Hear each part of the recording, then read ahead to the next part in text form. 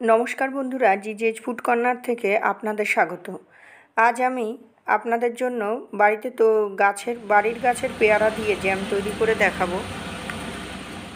তো পেয়ারাগুলো আমি ছাল পরিষ্কার করে নিচ্ছি, বটু ছাড়িয়ে ভালো করে কেটে নিয়েছি। এখানে আমি 1 কেজি মতো পেয়ারা নিয়েছি, আর প্রেসার কুকারে পেয়ারাগুলো সব দিয়ে দিলাম ভালো করে ওয়াশ করে। এবার 1.5 গ্লাস মতো জল আমি দিয়ে দেবো।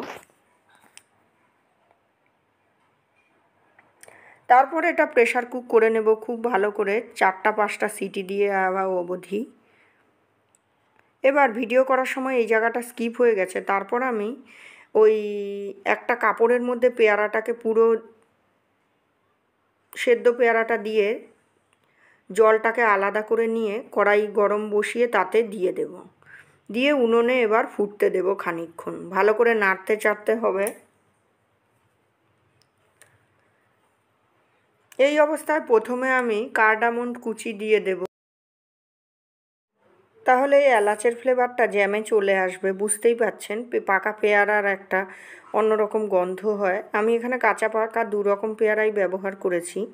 এই রেসিপিটা আমার মাসিমণির থেকে শেখা। মাসিমণি এটা করে অনেকবার খাইয়েছে। এবার পরিমাণ মতো লবণ দিয়ে দিতে হবে। আপনারা চাইলে কম বেশি ব্যবহার করতেই পারেন। এবার পরিমাণ মতো চিনিও দিয়ে দিলাম। আপনাদের কোয়ান্টিটি বুঝে আপনারা লবণ, চিনি আর বাকি ইনগ্রিডিয়েন্টসগুলো ব্যবহার করবেন।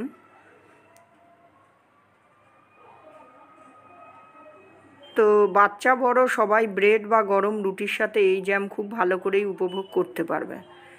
আর না তৈরি করলে বুঝবেন না। এবার আরও খানিকক্ষণ ফুটতে দিতে হবে, যতক্ষণ না খুব সুন্দরভাবে চিনিটা গলে আসে।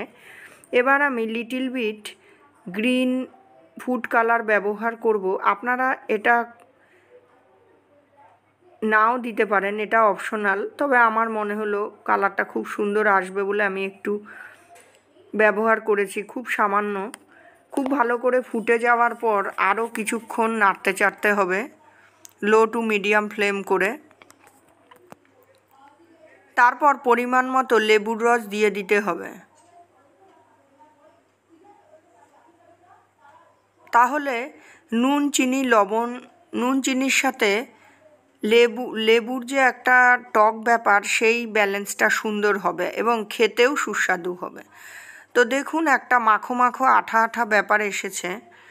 এবার আমাদের জ্যামটা প্রায় তৈরি বলতে পারেন। এবার আপনারা ইচ্ছা অনুযায়ী কাচের বা স্টিল কন্টেনারে রাখতেই পারেন। তো আমি স্টিলের টিফিন বক্সে রেখেছি।